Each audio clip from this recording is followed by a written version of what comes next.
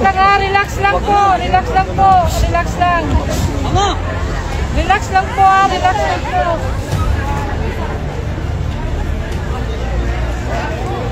Relax lang po kayo, relax lang po.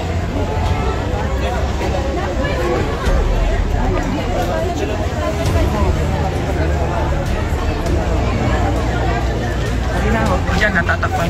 Huwag ka dito sa kasama.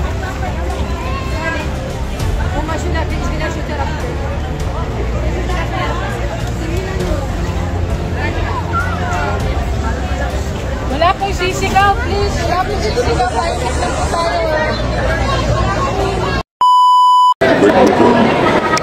Shout out sa Reaction Vlog YouTube channel. Please like and subscribe. Mabuhay kayo. Maraming salamat. Magandang hapon.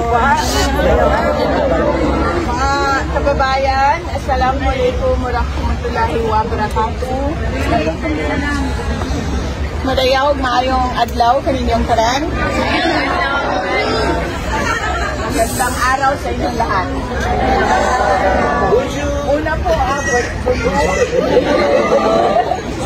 Una po ang aking magpapasalamat sa inyong lahat dahil konti lang yung time na binigay sa atin na makapaghanda. Pero nabuo kaagad natin yung programa natin ngayong hapon na ito at naimbita kaagad namin kayo kahit short notice, pumunta kaagad kayo dito. Maraming salamat sa inyo. Hindi nyo naman iniwanan mga trabaho ninyo, di ba?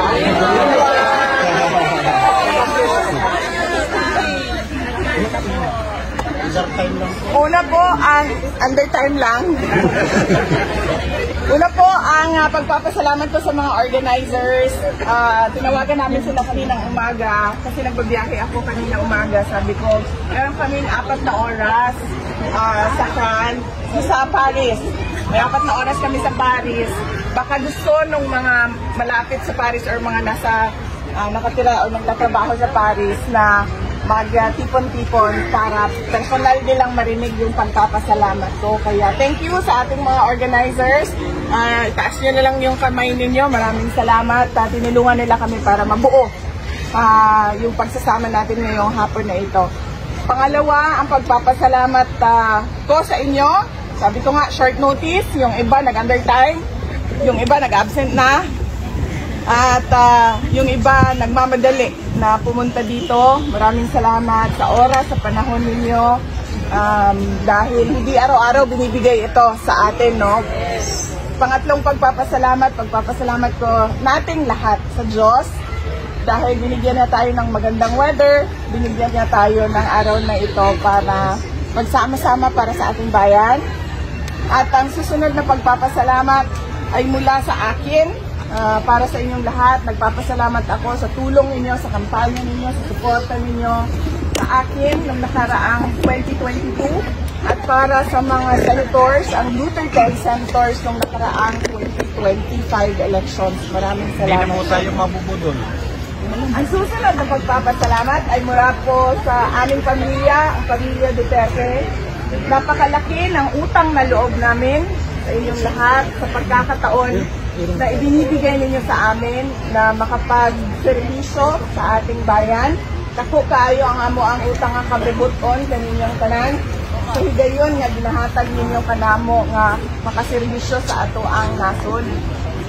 At kami ay taus-puso, ang buong pamilya Duterte ay taus-pusong nagpapasalamat sa inyong suporta. Ang susunod na pagpapasalamat ay mula po kay dating Pamilyang Rodrigo Duterte. Alam niya po, mga rally ninyo sa Paris, alam niya po ang mga pagdarasal ninyo, alam niya ang pagbisita ninyo sa Hague, at alam niya ang lahat ng mga nangyayari sa mga Filipino communities natin sa buong mundo. Dahil araw-araw yan, inikwento ng kapatid ko, no, sa kanya, dahil 4 times a week ay merong telephone call na pwede gawin para kay Pangulong Duterte. Alam niyo yun, sinasabi niya lagi, kung pwede lang daw, huwag na kayong gumastos, huwag sumama yung loob ninyo, huwag iyak, huwag pa-stress, dahil lahat daw yan ay dadaan lang no? Hindi niya nakasanayan. Hindi niya comfort food yung kinakain niya at serve sa kanya. Wala, ma'am. Wala inununan, walang paksiw. Walang danggit. So, tinatanong ko yung guardia, sabi ko, kumusta naman ang kain? Nung nakaraan na bumisita ako, tinanong ko yung guardia, kumusta naman yung kain? Sabi naman ng guardia, binabantayan nila. Kasi binabantayan din ng doktor yung kain niya at yung timbang niya. At sabi nung guardia, minsan naman daw malakas kumain pag ganado siya. Tapos meron din daw talaga mga panahon na wala talaga siyang gana kumain. So, palagay ko normal din, parang tulad lang din sa atin yan eh. Pero sa kanya kasi, kay dating Pangulong Duterte, 80 years old na kasi siya. So, yung mga sakit-sakit ng lola natin, ng ating mga lolo, ng ating mga nanay at tatay, ganun na rin yung sakit niya, masakit. May diabetes siya, may glaucoma siya, may yung siguro ang tawag dyan, no? Masakit ang tuhod, masakit ang likod, masakit ang shoulders. So ganun yung mga madalas na nararamdaman niya. Pero order yung kanyang medical officer, kailangan niya mag-PT o mag-physical therapy every week. At siya din ay pinipilit ng kanyang medical officer at mga nurses na kailangan maglakad dahil hindi pwede doon ang mag-wheelchair kapag wala kang sakit. So dapat talaga sa kanila, kahit elderly ka, pag wala kang sakit, kailangan mo maglakad. Pag kailangan mo tulong, ikaw ay magtungkod. Ganon yung... Ang coke, mag-iniya, nag-aalagaan ko. Yung coke niya rin noon, inaaraw-araw na niya yung coke zero niya, sometimes 4. Inano na rin siya ng doktor. Nililit na rin, oo, kasi nilalaklak na niya yung doon. Kaya nililit na rin ng doktor. Tapos, yun ang ginagawa namin dahil allowed naman 4 na beses sa isang linggo ang bumisita. So, nagpapalit-palit kami magkakapatid para paniguraduhin na merong bumibisita sa kanya sa panahon na pwede at allowed ng detention unit. So, sabi ko nga kanina, ngayong isang buwan na ito, August 8 to September 9, kay Veronica yon, kay Kitty yon na schedule para bumisita dahil.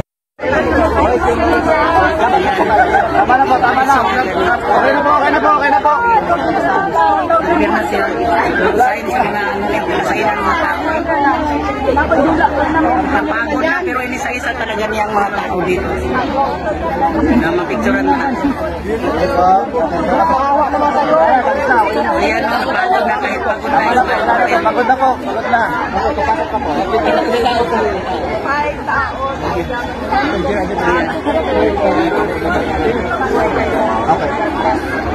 Thank you so much po.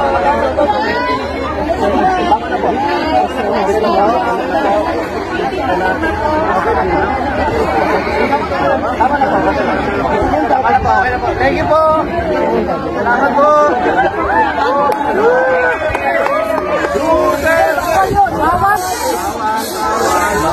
Ano na po?